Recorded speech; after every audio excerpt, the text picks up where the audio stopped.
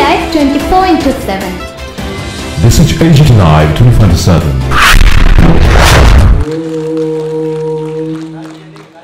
श्रीमद् भगवद गीता उपनिषदसु श्री ब्रह्मा विद्या योग शास्त्रे अथ जोरदार करताली हो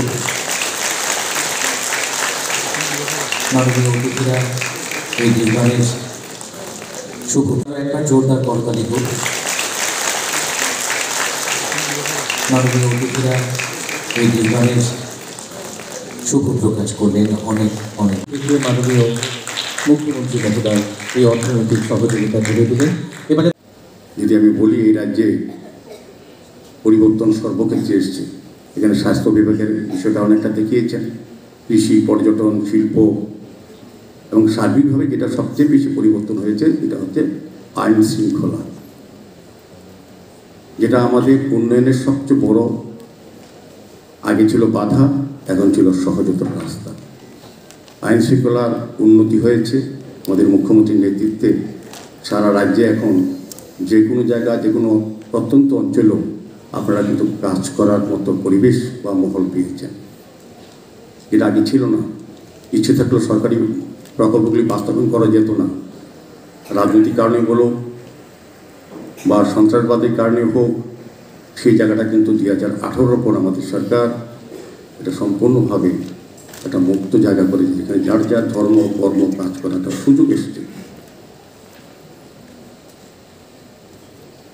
এখানে বলা হয় যে দেখানো হয়েছে স্বাস্থ্য বিভাগের কত উন্নত হয়েছে।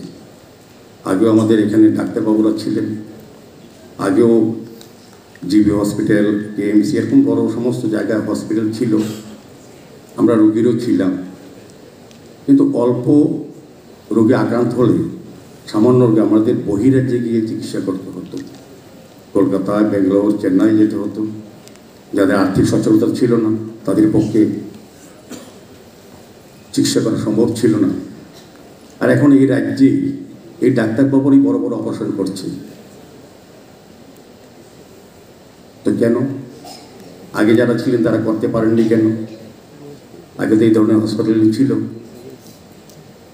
না, শুধু পরিকাঠামো, যেটা আমাদের সরকার, আমাদের রাজ্যের মাননীয় মুখ্যমন্ত্রী, আমাদের সৌভাগ্য একজন প্রখ্যাত চিকিৎসক আমাদের রাজ্যের মুখ্যমন্ত্রী হয়েছেন।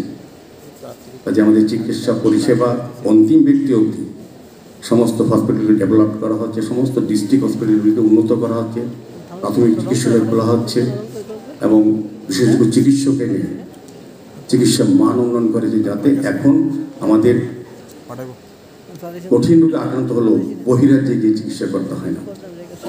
এখানে লিভার ট্রান্সপ্লান্ট উপস্থাপন করা হচ্ছে, প্রতিস্থাপন, কিডনি করা হচ্ছে,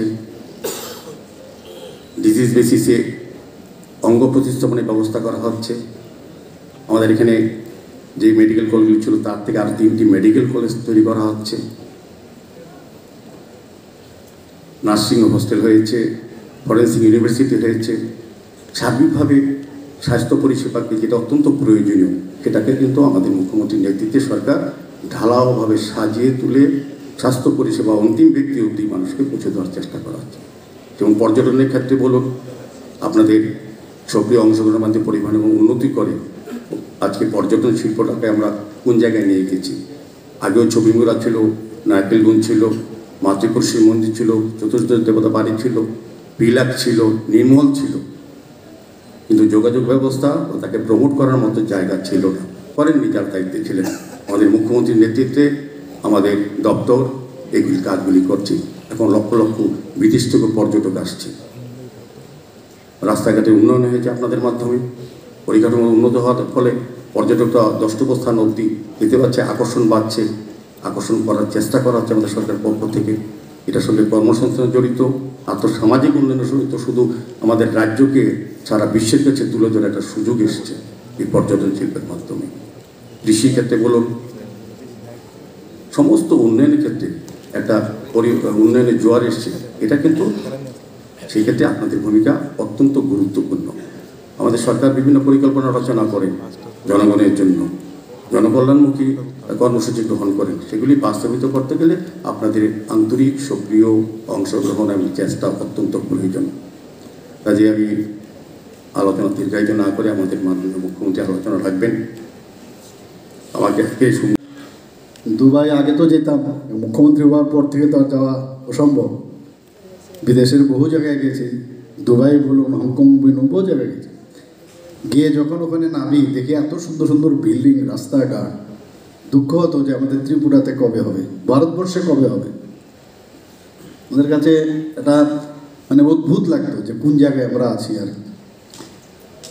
আর আগে বলা হতো যে ভারতবর্ষ নাকি মানে সোনিকা চিড়িয়া ভারতবর্ষের মধ্যে ছিল। ইংরেজ, পর্তুগিজ এবং এর আগে আর অনেকে মোগলরা এসে লুট করে আমাদের এখান থেকে সমস্ত ধন দৌলত নিয়ে গেছে। সেই জায়গায় দাঁড়িয়ে মাননীয় প্রধানমন্ত্রীজি যখন আসলেন 2014-তে, তারপর কিন্তু আমাদের মনে হলো না, আবার আমরা পুনর্জাগরণ ভারতবর্ষের হবে।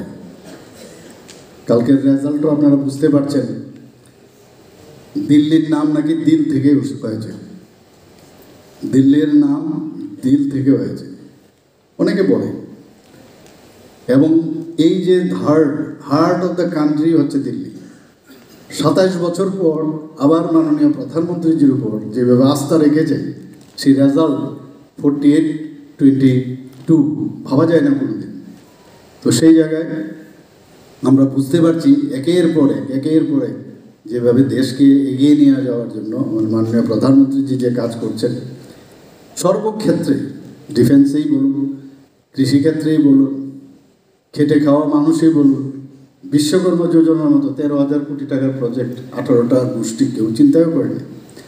সাধারণ মিডল ক্লাস ফ্যামিলি, এবারের জিতের মেইন যে বিষয়, মিডল ক্লাস ফ্যামিলিদের কারণে, মহিলাদের জন্য, দলিত ব্যক্তিদের জন্য এবার দিল্লিতে জিত আসা হয়েছে। ভ্রষ্টাচার তো একটা আছেই, কত রকমের কথা। যমুনার মধ্যে নাকি হরিয়ানার থেকে সেই বিষ জল পাঠাচ্ছে ইত্যাদি কত রকমের ঘটনা বলেছে। আর মোদিজি কালকে যেটা বললেন যে যমুনা কিভাবে ঠিক করতে হয়, কঠিন কাজ, কিন্তু আমি নিশ্চিত উনি যখন বলেছেন কি করবেন আমরা দেখবো সেটা। গঙ্গার থেকে আরম্ভ করে কোথাও বাদ দেননি উনি। আমরা খুব আশাবাদী যে এই ভারত, এই যে বিদেশের সাথে আমি যে তুলনা করলাম, বিভিন্ন বিল্ডিং থেকে আরম্ভ করলাম, এত সুন্দর সুন্দর বিল্ডিং, এখনও আমি আমাদের ত্রিপুরার যারা ইঞ্জিনিয়ার কোনো অংশে কিন্তু কোনো কম নয়। প্রায় আমি ফাইল সই করি, অনেকে বাইরে যায়, ট্রেনিং নিতে যায়, আমি একদম যাবে, নিশ্চয়ই যাবে। যদি ট্রেনিং নিয়ে এসে আমাদের ত্রিপুরার ইনফ্রাস্ট্রাকচার ডেভেলপ করতে যদি একবার অন্যান্য স্টেটের যদি করা যায়, ইন্টারন্যাশনাল স্ট্যান্ডার্ডে করতে পারে, তো অসুবিধা কী?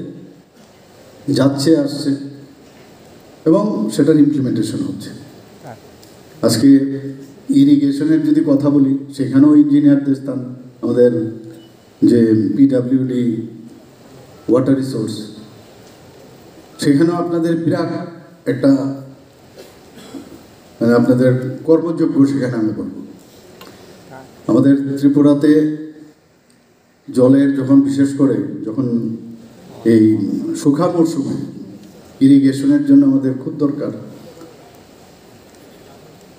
তো সেই ইরিগেশনের জন্য জল যে আমাদের যে নদীগুলো এবং পুকুর বা অন্যান্য জায়গায় যেখানে রিসোর্স, সেগুলো কিন্তু শুকিয়ে যায়। কিন্তু ভগবান আমাদের এমন জিনিস দিয়েছে যে আন্ডারগ্রাউন্ড ওয়াটার কিন্তু অন্যান্য প্রদেশ থেকে আমাদের কাছে মজুদ অনেক বেশি, যে কারণে ওয়াটার আমরা আন্ডারগ্রাউন্ড থেকে সেটা পাওয়াতে আমাদের পক্ষে সেই ইরিগেশন সিস্টেমটাও আপনারা বজায় রাখেন বিভিন্ন স্কিমে। আজকে 55তম বার্ষিক সাধারণ সম্মেলন আপনাদের, এবং আমাদের কাছে যে কোনো প্রকল্প যাই আমরা চিন্তা ভাবনা করি, সরকার যখনই কোনো চিন্তা ভাবনা নেয় যে কিছু একটা করতে হবে, ডেভেলপ করতে হবে, ইঞ্জিনিয়ারদের কথা ওনাদের উপর ভিত্তি করেই কিন্তু আমরা সব প্রকল্প আমরা করি।